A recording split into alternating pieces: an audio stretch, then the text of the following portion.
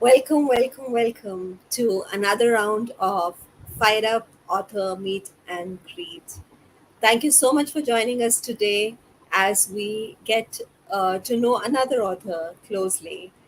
Today we have Heather. She's the founder and CEO of Heather's Mobile Pet Salon, a mobile pet grooming company in Houston, Texas, focusing on the holistic aspect of pet care and grooming.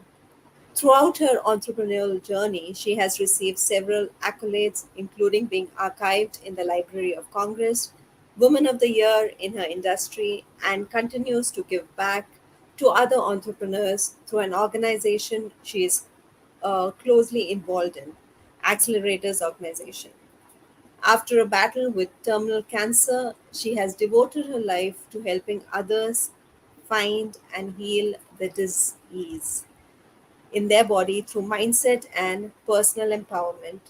Her passion is helping others identify and address the root issues of misalignment in their life, allowing them to remove mental and emotional blocks and create their own reality. We welcome Heather on board. Thank you for joining us, Heather. Thank you for having me. Hi. Hi. So I shared a bit about you. So would you like to take us deeper into you and your story? Yes, I would. So, a little bit about me is I started my pet grooming business when I was 21 years old. We started from nothing. It was just me, myself, and I. And now, 21 years later, after grooming, I've got 8 units on the road, 13 employees, looking to offer franchise opportunities in the future. But one thing that did happen to me while expanding this business was I was diagnosed with cancer. It started off as stage 2 and then quickly progressed to stage 4. And during that time, I was forced to leave my company in the hands of my employees who did an amazing job keeping everything going while I was in Mexico for 3 months, literally saving my life. So that's as it stands now, I'm cancer free and the company is still growing and everything is going great now. Yeah, that's such an inspiring story that you've shared, Heather, of how you were able to beat terminal cancer diagnosis. And, you know, can you share a bit more about that? There are many people who, get pulled down by such a diagnosis and they don't know what to do and they totally depend on uh, the doctors and others telling them that you can't get out of it. So how did you manage that? Well, I'll tell you, whenever you hear the words you have cancer, that's life shattering enough. But then to hear the words, we don't know how long you have left to live, that's when you really discover your true grit. Like, how much do I want to live? And I had to ask myself, am I living a life worth fighting for? And when I realized that I wanted to live, I realized that it was going to be my decision. I was not going to listen to a doctor put a timeline on my life. I've never fit in any box before in my life. And I said, why should I start now? Why should I now say, okay, I'm going to fit into this little box of what the doctor says, and that's it for me? I knew there was more in store for me. So, very quickly, after it was a stage 4 diagnosis, I went down this incredible journey of discovering a higher power and learning to trust that higher power. I developed a relationship with God. I learned how to trust that faith that I never really had before. I was such a control freak. So learning to let go and learning how to surrender my life and to trust that things would be okay, it allowed me to still hold on to that little mustard seed of faith and then start to reshape my life, like reshape my words, become more aware of what I was saying and what I was doing, and just being more aware of my environment and my energy, understanding that everything that happened to me in my life got me to that point. So now it's really time to address, like, what's important to me. Am I going to hang on to this story? Am I going to hang on to something that made me angry? Or am I going to let that go and still hold on to the faith of no matter what happens, I'm going to be okay, whatever that looks like? Yeah. Hey, Stephanie. Yes, it is a powerful question. Am I living a life worth fighting for? Yes. Thanks, Heather, for inspiring. I'm sure a lot of people will be inspired by your journey and your talk. And that's so true. When we are at our lowest, we, either have the option to reach closer to God or move further away. And both the decisions take us to totally different ends of the spectrum. And it's that choice that we have about how we want to live our life. Each decision that we make, each moment that we uh, go through, and how we want to do that. So yeah, am I living a life worth fighting for? Yeah. Thank you. Yeah, of course. Yeah. And you've shared more about this in the book, your story and how you went through it, and your time spent in Mexico, where Yes. uh, you were able to get over that. Uh, what we also have a roadmap where each of the authors is gifting to the readers. So, if you could also share a bit about the roadmap that you're sharing with the readers, not the entire like 5 steps, maybe Yeah. just overview of that.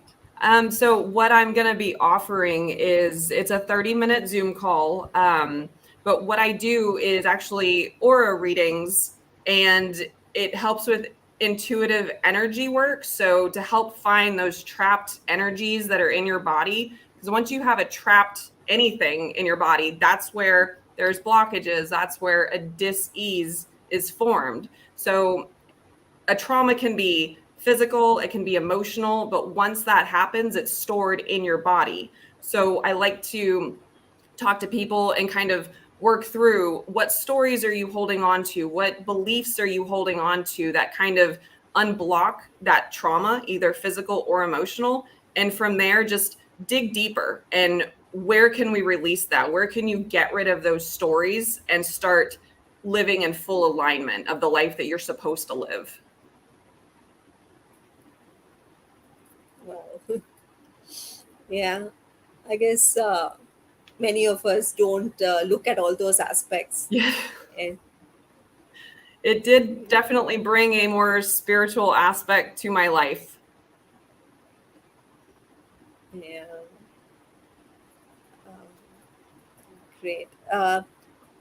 So how do you think women who are in your situation right now, who not your who were like where you were earlier, uh, what is your advice to them? What would you say? If someone got this diagnosis and they don't have anyone to reach out to, what would you say to them? I would say to them that you have time, that your thoughts are so powerful. We all ultimately create our own realities, and fear, stress, worry that not only lowers the immune system, but it lowers our energy, it lowers our frequency. And as hard as it can be to stay positive during such a time of, oh my gosh, what's going to happen to me? Eventually, once you say it enough, you can actually train your body to respond to the words that you're speaking. So I would just urge you to stay positive and try and dig deep and find that faith. Absolutely, that's great piece of advice. Thank you. Thank you. um, Yeah. So, how has your experience been with the Fire Up 2 collaboration? We have, all shared different stories of going through difficult times, and how, despite those personal challenges, health challenges, you know, have not allowed that to bring us down, but to, thrive in those difficult situations. So, how has the entire experience been? It's been very easy. I always knew I was going to write a book about this, but I had no idea where to start. And the outlines that you've provided have been so easy to follow. It made it so it was like, oh my gosh, literally anybody can write a book. It's been great, very thorough, easy to follow. I've thoroughly enjoyed it.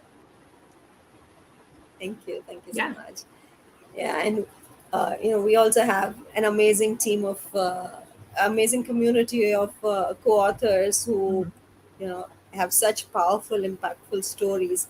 I'm just waiting for the book to come so that we can share all those stories.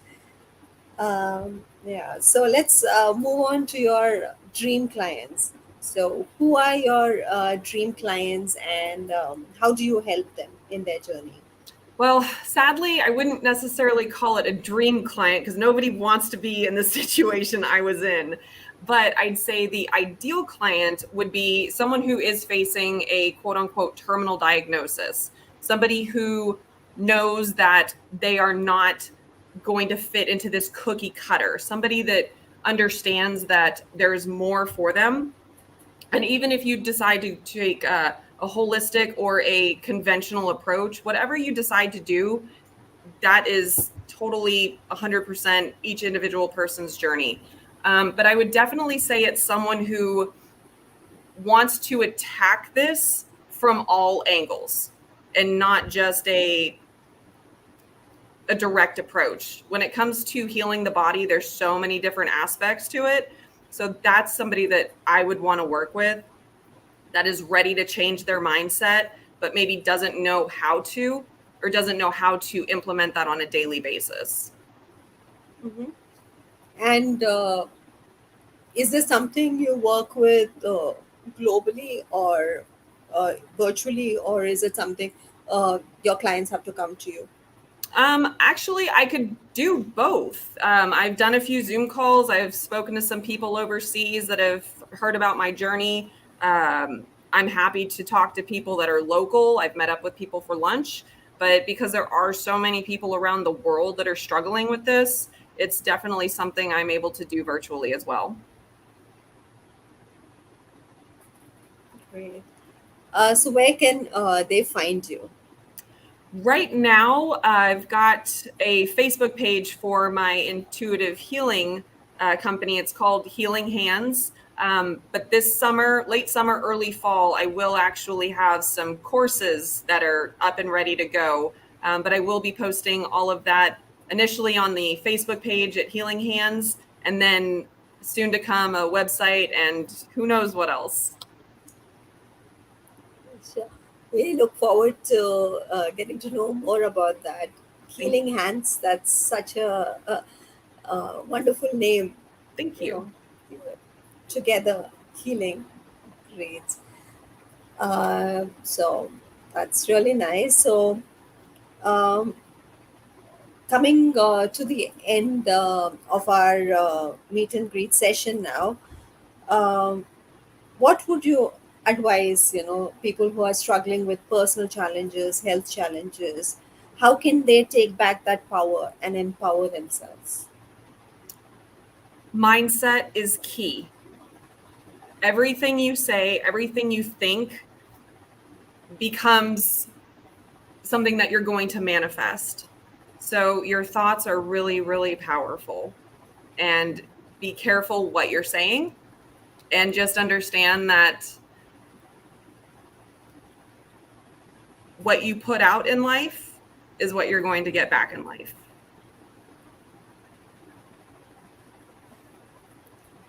Absolutely. Mindset is so powerful. The power of life and death are in the tongue In the tongue. and in your words. Yeah, so absolutely. That's such an important area that I guess many of us don't look at. And, it needs somebody from the outside to come and tell us, okay, these are all the things that holistically you need to look at so that you can get out of personal challenges or emotional, spiritual, financial. challenges.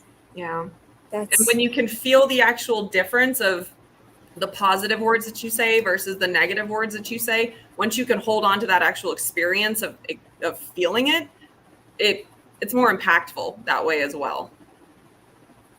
yes, absolutely. Yeah, that's awesome. Thank you so much, Heather, Thank for you. taking the time out. And we had a lovely meet and greet session with you. We look forward to staying connected on this journey. We'll have more such interviews, and we can get to meet you again soon. So, thank you so much for joining us. Thank you very much, and I will talk to you soon. Sure. All right. Thank you. Bye Bye bye. bye.